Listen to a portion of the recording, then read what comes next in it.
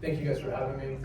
And I always like to qualify myself as well. I was really happy to hear Dale talk about the fact that he had used all the strategies. So I'm Eric Bramlett. I'm the broker owner of Bramlett Partners in Austin. And we are currently 109 agents. We did just over 600 million in sales last year. And we're tracking to likely 800 million in sales this year. I actually was one of the first Follow Up Plus users in 2012. So I kind of grew with the company. They grew a bit faster than I did. We grew pretty slowly at first. But yeah, that's who we are, and that's what I do. That's awesome. So you've been in real estate since 2003. That's correct. So tell us a little bit about your approach to the business then. Yeah, so you can definitely look at my business in two parts. You have like the prologue, and you have like the main event.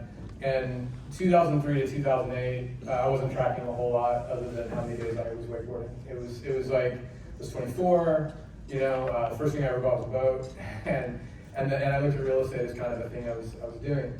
And then in 2008, the great financial crisis hit, and all of a sudden things became much harder. And I tried to get out of the business, did the math, I'd have to sell my house, all this other stuff, and said, okay, I guess I'm gonna muddle through this. And did. I mean, from 2008 to call it 2010, 2011, it was kind of a blur. It was just working as hard as you possibly could to make sure that you're paying your mortgage effectively. And then 2012 hit, and I didn't realize until the end of 12 that the recovery had started. And I looked back, it was the first year I'd ever done 10 million, and I was like, wow, that was kind of easy. And I parted ways with my old business partner. We're still very good friends. And I founded at the time Bramlett Residential. And my entire goal was to sell as many homes as I possibly could. I didn't want anything to do with building a team. I didn't want anything to do with anything except for selling houses. And Russell Shaw, does anybody here know who Russell Shaw is other than Trey? Russell's a good friend of mine. He's an old mentor. He was around, he's like probably close to 80 now. And I reached out to him and I was asking him for advice. And he said, well, I said, how do I get more listings? I wanted more listings, right? And he said, well, that's really easy, Eric. You just look at what has worked for you for the last year to get listings and just ignore that. While you're at it, stop doing whatever is not working. And it was very like Mr. Miyagi advice. I felt like he'd like sent me out to the car lot to wax on and wax off. But I took it to heart and I said, great, it's really, that's gonna work. And I did it and it did work, so yeah. So I think we're done. Yeah, see you guys. So do what works and stop doing what doesn't work, right? Okay. Yeah. So we're talking about focusing on effective, right?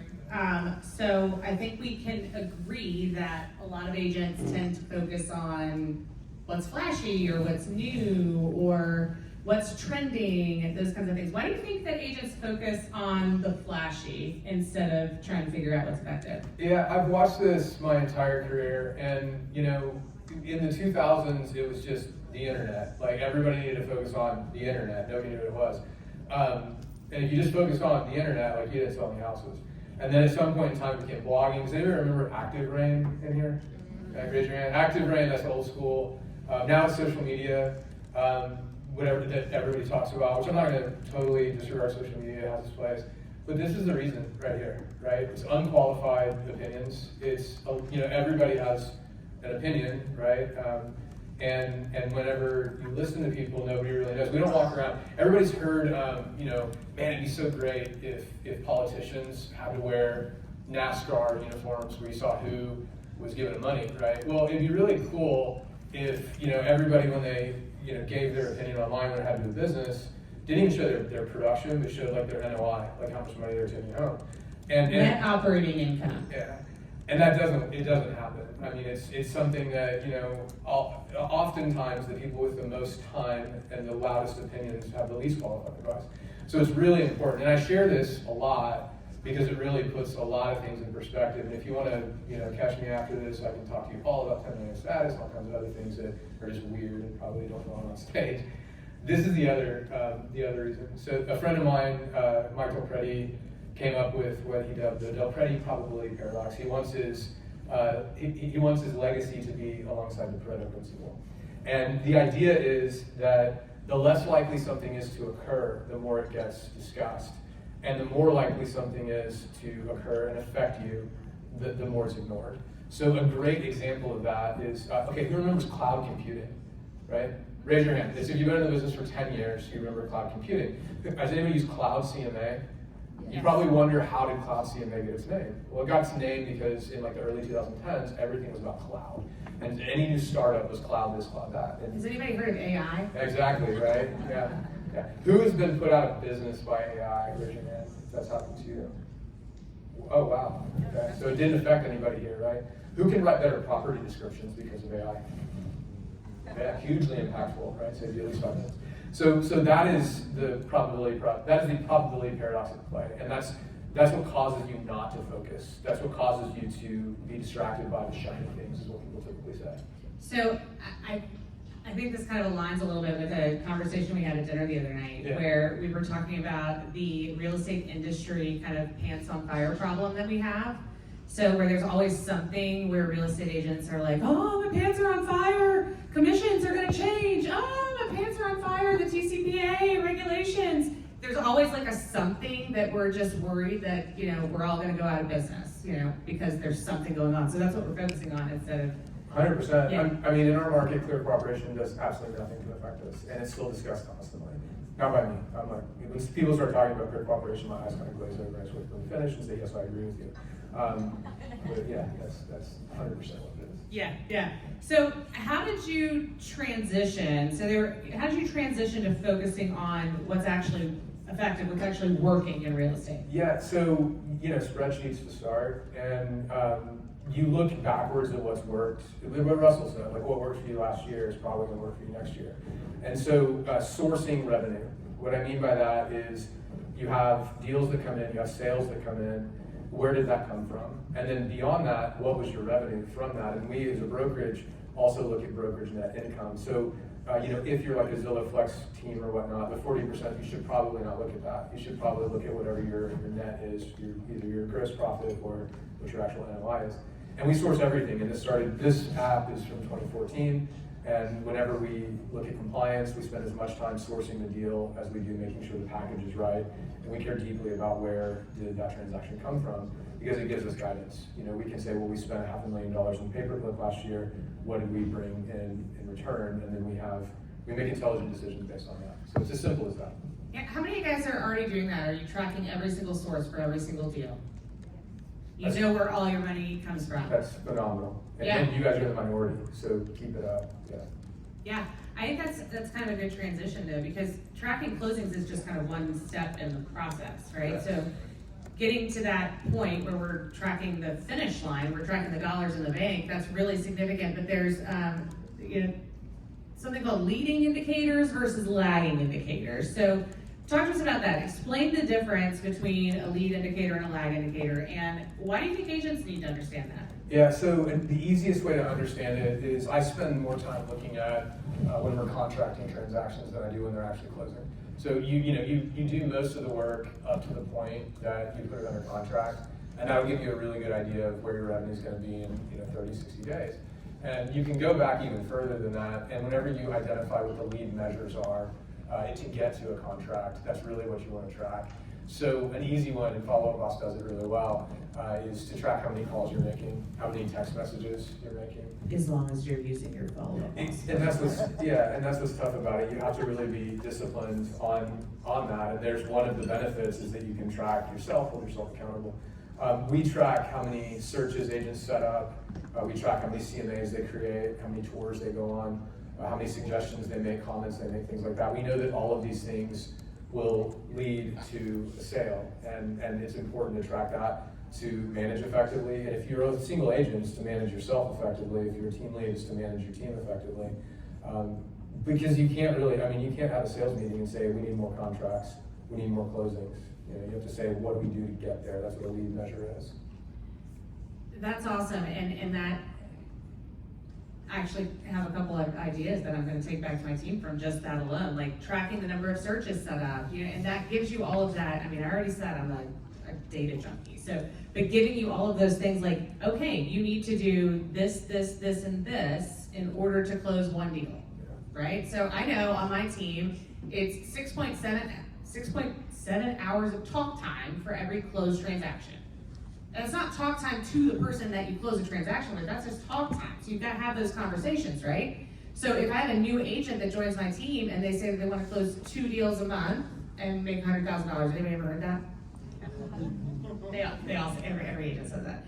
But they want to close 2 deals a month and make $100,000, I can work backwards and say, okay, well, if you want to close two deals a month, you need to have, let's be a little bit generous because you might have some extra conversations for a while that aren't as productive. So let's shoot for 16 hours of talk time this month then. So get in there and make some calls.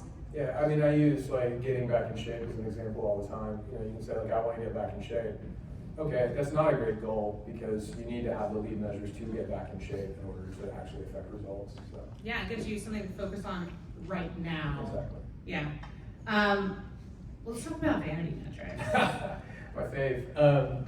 Yeah, so does anybody here know what a vanity metric is at all? Can you guess?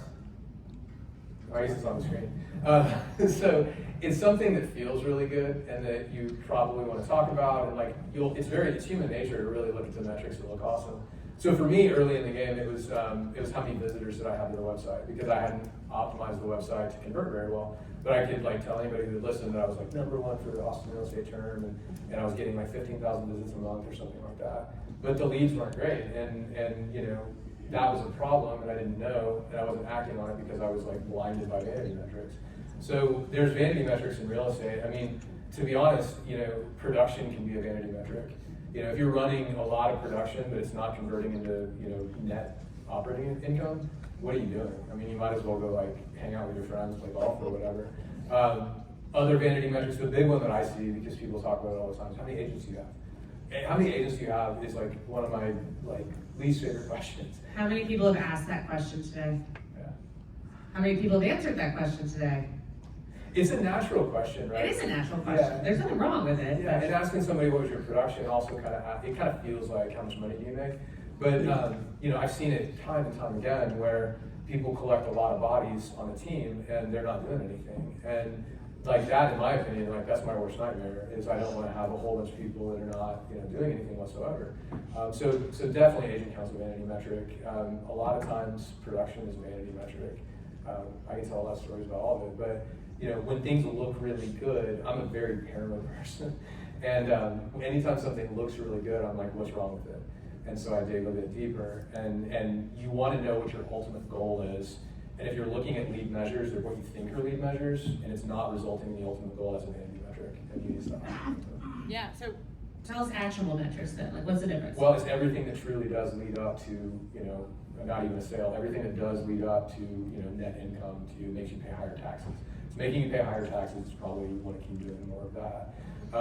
So yeah, I mean, we know for certain, and it sometimes can be experimental, right?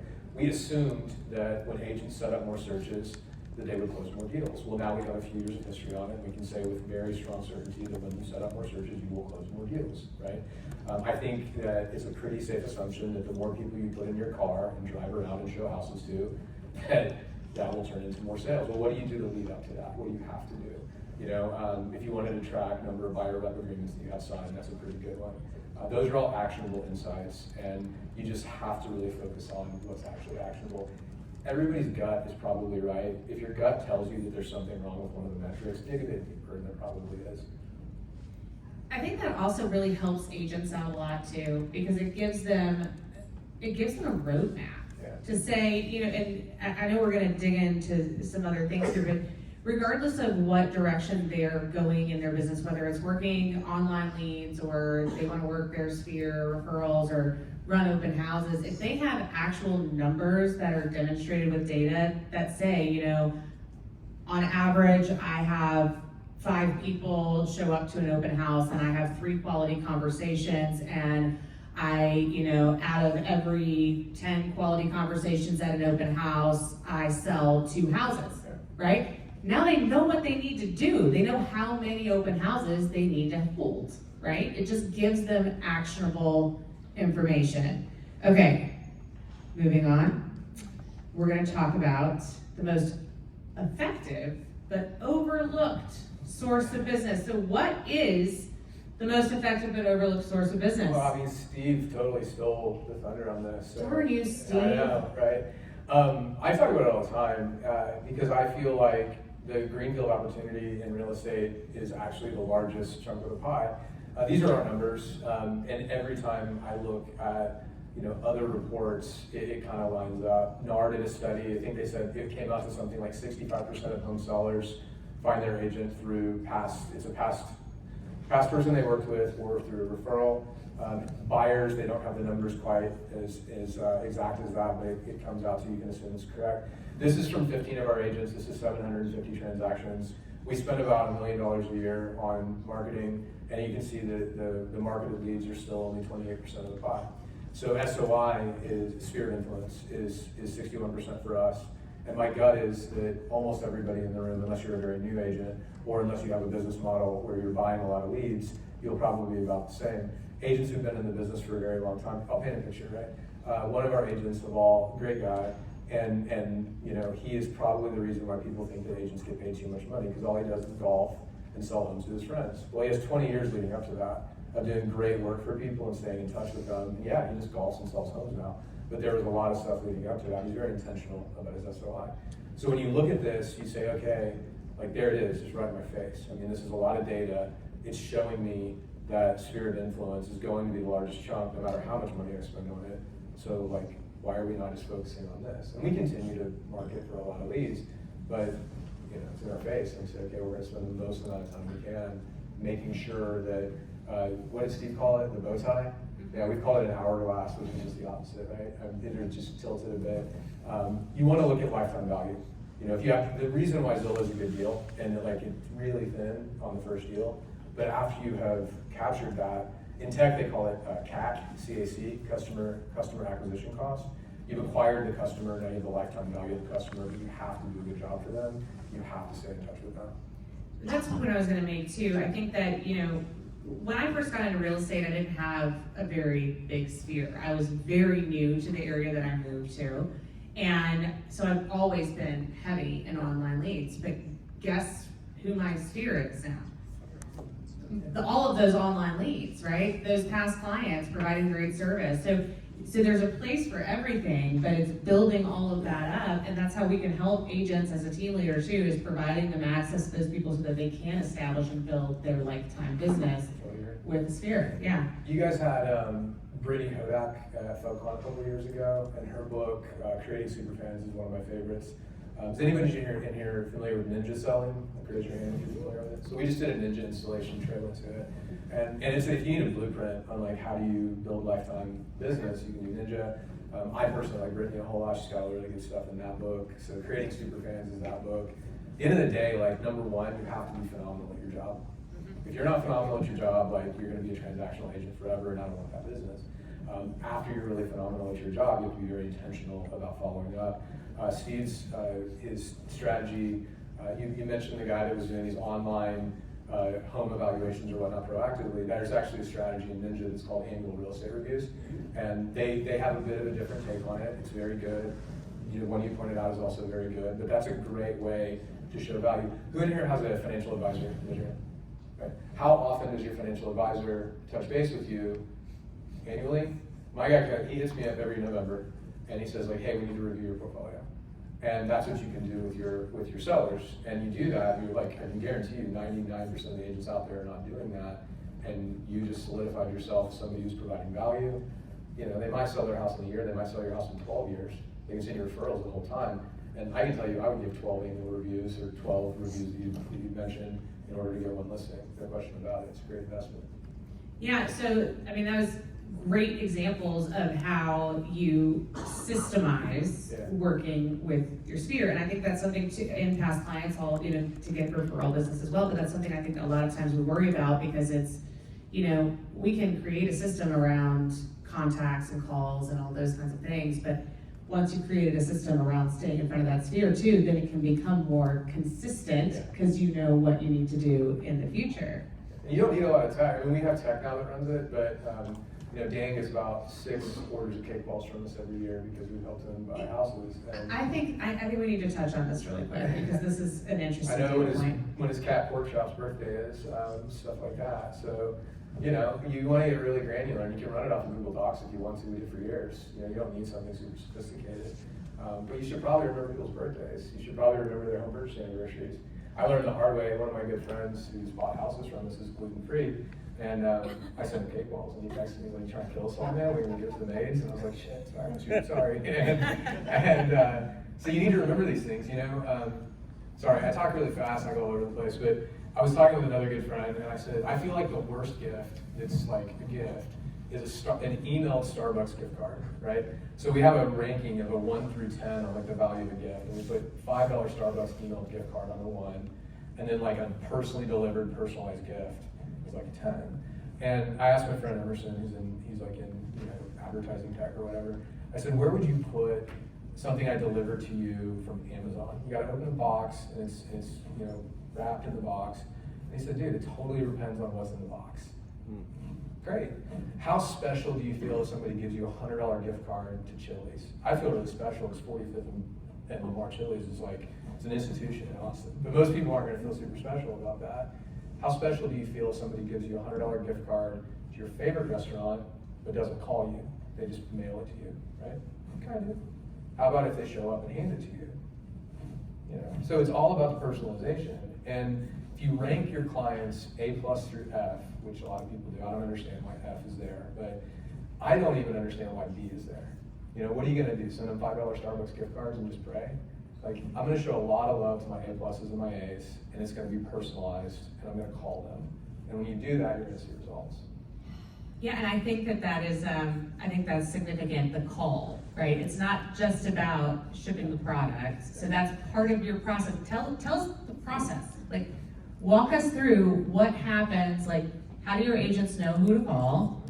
And then how do they remember? What are you doing to stay on top of all that? I mean, it's a lot of automation. It's stuff that we ran with VAs for a long time, and now we've automated. So the hardest piece is getting the data in. It's helping them understand how critical it is. It takes about a week to get your past, like you look at all your past sales, you get everybody in. Once it's in, then our system, like, I mean, it makes it easy on them. They set up defaults. They're gonna send birthday gifts on the birthdays based on the gender and the age, and they're going to send home purchase anniversary gifts to like a TIF Streets, and it emails them every morning and says like, hey, here's whose birthday it is today, here's whose home purchase anniversary it is today, and then like, it's up to you guys, like I can't make the call for you, you know, you need to make the call. Sorry, like that's why AI is not gonna take our job. That's why literally, you know, like radiologists are gonna be put out of business before real estate agents are. You know, lawyers are going to be put out of business before real estate agents are. Nobody wants to hear from their lawyer, and you don't need to be in person with that lawyer while they're providing arguments. But like people spend a lot of time with us. It's a huge purchase. It's a huge decision, and they care about you. You know, We get to spend time with their family. 100%. You know, we're hanging out for a while. Like I have clients that will be like, I'm gonna miss you. Can we go see some houses next weekend? No. As an introvert, it drives me nuts because I have to like go recharge. But yeah. Yeah. So, if somebody in this room wants to implement this program, what do you tell them? What should they do? What's the first steps? What do you do? How do you get started? I'll tell you my story. So in 2019, I've been in the business for 16 years, and I've done, I don't know how many transactions, like probably approaching 1,000. And you know, I did not have my database organized. And I was like, we had a team of 10, I think, at the time, and I was like, this is a disservice. I need to lead by example. And we ran it all in spreadsheets. I just ran a report of my own production. I went back 5 years. Was really upset at myself that I had all this wasted good production. But I put it together. And then you need to know, like, obviously their name, their email. And then here's the funny part. So I did gymnastics trying to find their birthdays. And I was like going to our lender, like, give their birthday. And I was going on like, you know, online, the snooping tools trying to find their birthday, and I told my wife how big of a pain it was. She said, you're such an idiot. She said, just email them and ask them and tell them you're gonna send them cake balls, because that's what we were doing at the time. And I was like, okay, fine, I'll do that. And like, yeah, hey, sorry I haven't talked to you in a while, I'm gonna send you cake balls on your birthday next year. Like, just rolled back, and I got it done in about a day. Yeah, and then we built a system that had to do with like finding a local vendor, automatically sending them reports once a month. So there's a bit of work to do it, but I would offer this up, like how much do you pay for Zillow fees?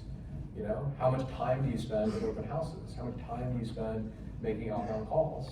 Quantify that. This is a lot less time. It's a lot less time to make sure that all the people that are gonna send you referrals are getting like cake balls or whatever on their birthdays, and remembering to call them in the morning. And then it works really well, like maybe you can spend too much money on tech at some point in time like we did, but yeah. Yeah, so you're treating it as a leg of your business and 100%. not just, Well, look at the pie. praying and hoping that it what works. not to, you know? Right. Sorry, I didn't know the answer, but yeah, it's right in front of us. So like, why would you not spend the most amount of resources on the biggest piece of the pie? Is the way I look at it. and doesn't that also make your clients feel great? Like, creates an amazing consumer experience, creates an amazing experience regardless of how they got to you, that they just want to stay connected. Yeah, I mean, it's so like, as much as I poo-poo social media, you know, yeah, you get like social media posts about it, and you know, it's genuine. Sorry to keep talking about Steve's presentation, but it's just like, again, it aligns so well. You be genuine, and when you're genuine about appreciation, it shows, and others know. So we're at like a tech-focused conference. I'm talking to you guys about cake walls, right? But it works really, really well. It's effective. It focuses on what the effective is. So these are the lead measures that we track for our agents. Yeah. We're just looking at how many new entries they're putting into the system because it works from there. So if you're a team lead, you know, you have to make this part of your culture. You have to always celebrate those that are building their database up. You know, if you're a team lead who uses Zillow, or if you're an individual agent who uses Zillow or some other expensive lead source, don't look at the win as like, okay, I got this one sale and I'm gonna pocket X amount of dollars, which is not as high as you hope it is. Look at that and say, I just acquired this customer, and look at the review as also currency because that will advertise you online, and look at the entire picture you get from that sale. And make it part of your personal culture if you're an individual agent. And if you're a team leader or a broker owner, it needs to become part of your team's culture. I love that. I love that. So what's the key takeaway? So this the same way that people tend to focus on new shiny things in the news, people tend to focus on what's new and exciting in their business. For me, it was SEO. I learned how to rank things, but I wasn't making any sales based on it. And the boring stuff is often what's overlooked. And so, you know, stop thinking about what is so exciting and start thinking about what is objective. I can go on about this quite a bit because new and exciting things also reinvigorate you, but Pareto principle is another one of my favorites. And if you want to work on the new and exciting stuff, you're sure that these social media reels are going to turn into business. Spend 20% of your time on the experimental, spend 80% of your time on the tried and true, and focus on the effective. That's what my takeaway is. That's awesome. Anybody have any questions? Nailed it. Awesome. Actually, one in the back. One in the back. Nice try, Eric. So Eric, my name is Gerald with KW. You mentioned earlier in your presentation you read a book. Yeah, there's a few books I've read. Yeah. There was one that you mentioned. I didn't Sorry. No, Ninja Selling is great, and that's also a whole like coaching program. And my favorite is creating superfans. Like creating superfans is awesome. One of the, I'll mention a third. There's a book called Measure What Matters, and it's a kind of a tech-focused book, and that's where I learned the idea of objectives and key results, and that's just a fancy way of saying focus on the effective. So, yeah, of course. Awesome. All right, everybody, let's give Eric a round of applause. Big round of Thank you. applause. Thank you.